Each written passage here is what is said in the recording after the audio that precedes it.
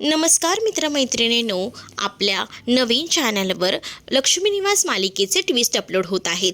तर तुम्ही कम्युनिटी पोस्टमध्ये जाऊन नक्कीच ते ट्विस्ट एन्जॉय करू शकता. मालिकेत पुढे काय होणार आहे पाहू शकता. चला तर मग आजच्या भागाला आपण सुरुवात करूया. सगळ्यात आधी आपण पाहतो की इकडे मात्र जयंतला संतोषने जो आवाज दिलेला असतो ना जानूचा, तो मात्र जानूचा आवाज ऐकूनच ना जयंत खूप जास्त खुश झालेला असतो आणि जयंतच्या चेहऱ्यावर तो आनंद स्पष्टपणे दिसत असतो. जेव्हा त्याला हा आनंद दिसतो ना तेव्हा मात्र तो खूप जास्त खुश होतो. देवासमोर हात धरून आता त्याने ठरवलेलं असते की काही झालं ना तरीसुद्धा या एका महिन्यात मी माझ्या जानूला शोधून काढणार आणि जानूला आपलंसं करणार, असं काहीसं आता त्याने ठरवलेलं असतं आणि त्या पद्धतीनेच वर्कआउट करायचं तो ठरवतो. दुसरीकडे मात्र आता लक्ष्मी जी आहे तिला खरं तर घरातलं सामान आणायचं असतं आणि म्हणून ती संतोषला सांगत असते. चक्क आज संतोषला ती सांगत असते आणि संतोष म्हणत असतो, काय गाई तू मलाच सांगते का? अरे घरात कोण दिसते का तुला सांगण्यासारखं? म्हणून तुला सांगते ना, जा पटकन कांदे बटाटे हे सगळं घेऊन ही घे पिशवी. त्याच वेळेला तो चहा पित असतो. ती बोलेपर्यंत ना संतोषची चहा मात्र थंड झालेली असते. तर तेवढ्यातच ना एंट्री झालेली असते ती म्हणजे उमाची. म्हणजेच इथे दाखवलं गेलेलं आहे की लक्ष्मीची ती कॉलेज मैत्रीण आहे, पण खरं तर ना ती लक्ष्मीची मैत्रीण कॉलेज मैत्रीण वगैरे नाही. ती ना खरं तर पिक्चरच्या प्रमोशनला आलेली आहे. उमा आल्यानंतर लक्ष्मी खूप जास्त खुश होते आणि म्हणत असते की खूप दिवसांनी आपली भेट झाली आहे. त्याच वेळेला ती संतोषला सुद्धा टोमणा मारते. संतोषला म्हणत असते की काय रे संतोष, जरा चहा थंड झालाय म्हणून आज आईला चहा गरम करायला आणायला सांगतोयस. पण एक गोष्ट लक्षात येते का तुझ्या, जर आईचा कधी चहा थंड झाला किंवा बायकोचाही चहा थंड झाला तर त्यांना कधी चहा आणून देतोस का रे गरम करून? हो हो मावशी, माझं चुकलंच ग. मग आता संतोष जातोयस ना वाण सामान आणायला. मग संतोषकडे नाईलाज असतो. संतोषला आता सामान आणायला जावंच लागणार असतं, कारण मावशी आली आहे आणि मावशीने 4 शब्द त्याला सुनावलेत म्हटल्यावर त्याच्याकडे दुसरा ऑप्शनच नव्हता आणि त्यामुळेच ना आता तो पिशवी वगैरे घेऊन निघतो. काय ग उमा, अचानक येणं केलंस? कशी आहेस? बाकी मस्त ना? आणि तुझा मुलगा कसा आहे? त्याच वेळेला उमा सांगत असते, अगं मी मस्त आणि निनादही मस्तच. खरं ना आजकालच्या मुलांना ना विचारायचं सुद्धा नसतं. त्याच वेळेला आता तिने येताना ना खूप काहीतरी छान असं आणलेलं असतं खास लक्ष्मीसाठी आणि लक्ष्मीला ते देऊ लागते. लक्ष्मीला म्हणत असते की हे घे, हे खाऊन घे. आणि मग लक्ष्मी म्हणते की खूप दिवसानंतर भेटते ग तुझ्या हातचं हे खायला. खरंच ना. आणि त्याच वेळेला आता लक्ष्मी जेव्हा तिच्या जेवणाचं कौतुक करते ना तेव्हा मनात ना कुठेतरी असं वाईट फिलिंग येत असतं. म्हणजेच काय तर मुलं जे आहेत ना आजकालची ती आईच्या जेवणाचं कौतुक करत नसतात. त्यामुळे तिला असं वाटत असतं की निनाद काही माझ्या जेवणाचं कौतुक करत नाही, निदान तू तरी माझ्या जेवणाचं कौतुक करतेस ना, मला खूपच जास्त बरं वाटलं, असं देखील आता ती म्हणत असते. तर दुसरीकडे मात्र आता जानूने सगळा स्वयंपाक वगैरे केलेला असतो आणि ती तो स्वयंपाक आणूनच आता विश्वाच्या बाबांना वाढत असते. विश्वाचे बाबा बसलेले असतानाच तिथे मात्र आता त्यांना जानू म्हणत असते की या या बसा.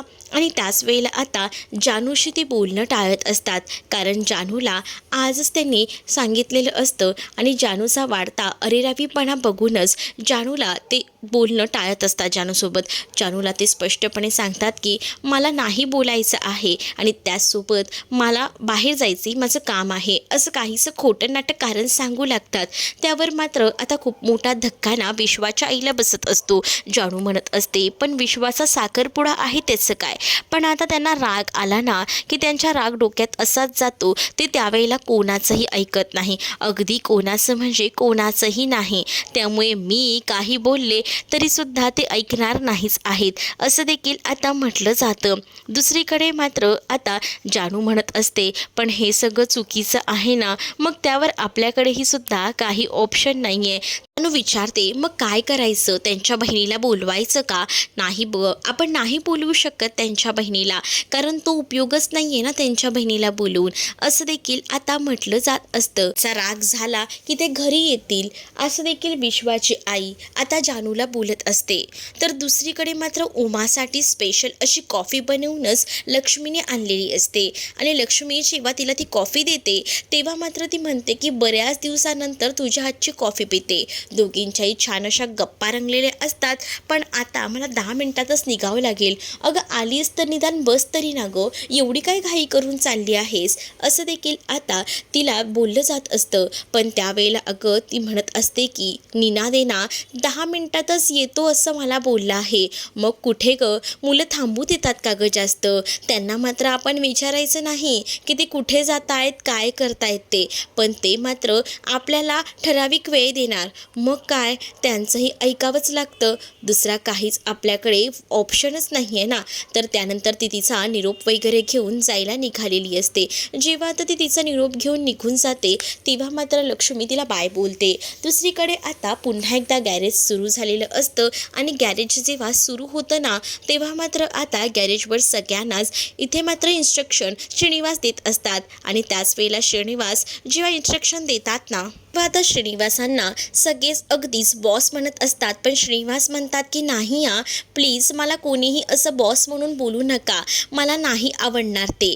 त्याच वेळेला आता श्रीनिवास स्वतःहूनच ठरवतात की काही झालं तरी सुद्धा आपल्यालाच आता पोलीस स्टेशनला तक्रार करायला हवी, कारण त्यांचे चित्रगुप्त साहेब अजून आलेले नसतात.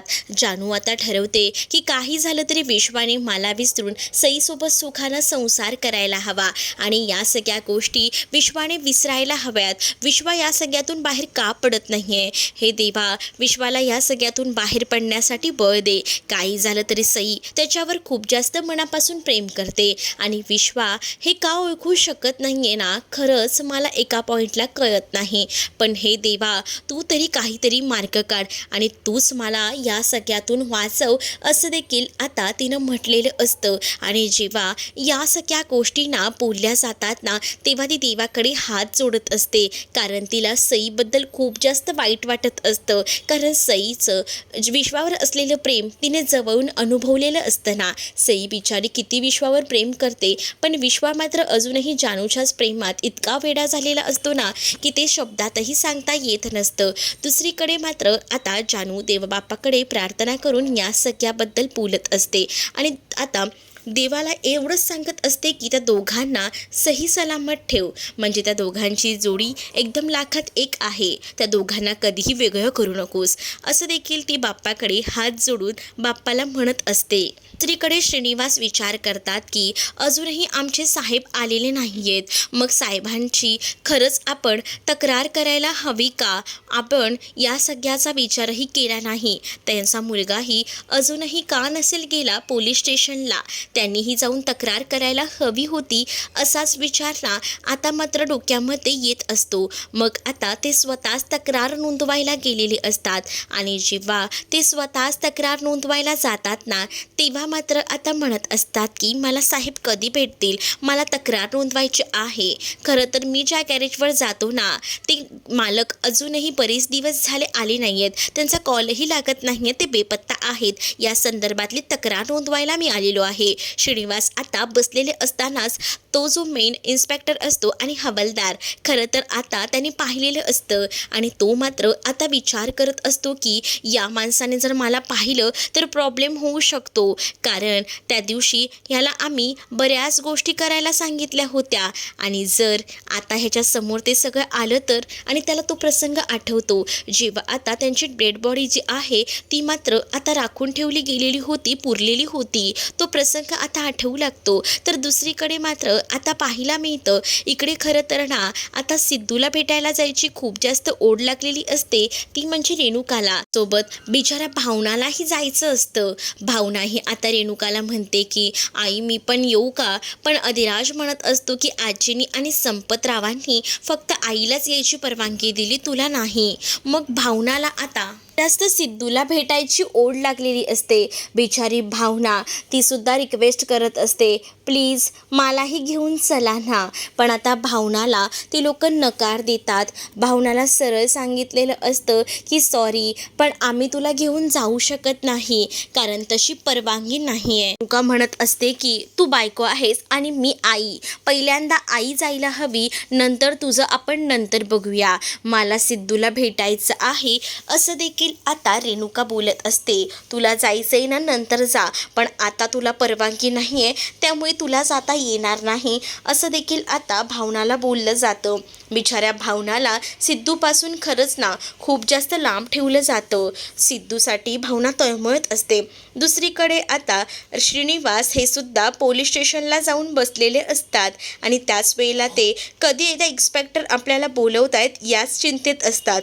तेवढ्यातच ना आतमधून बोलवलं आहे असं सांगितलं जातं. श्रीनिवास इन्स्पेक्टरकडे जातात आणि त्यांना बोलत असतात की मी ज्या गॅरेजमध्ये काम करतो ना ते गॅरेजचे मालक ते खरं तर ना बरेच दिवस झाले बेपत्ता आहेत आणि त्याच वेळेला त्यांना प्लीज शोधायसाठी प्रयत्न करा ना, कारण आहे ना त्यांची तक्रार केलेली नाही आहे पण त्यांची मला खूप जास्त काळजी वाटते. मग तुम्ही कशाला आलेला आहात, त्यांच्या घरचे येतील ना, तुम्ही कोण आहात असं देखील श्रीनिवास यांना बोललं जातं. आणि इन्स्पेक्टर आता मात्र त्या हवालदारला ओरडत असतात की कशाला पाठवलंस त्या माणसाला आतमध्ये. श्रीनिवास विचार करतात की आता मलाच माझ्या पद्धतीने शोधावं लागणार आहे. दुसरीकडे 50,000 रुपये जयंतकडून मिळालेले असतात आणि त्या अकाउंटमधून विड्रॉल करूनच आता संतोषने आणलेले असतात आणि संतोष मात्र आता ते पैसे घेतो आणि ते आता नेहमीप्रमाणे त्याच्या बॅगेत भरून ठेवतो. तेवढ्यातच वीणा तिथे येते आणि वीणा म्हणत असते की काय चाललंय तुमचं.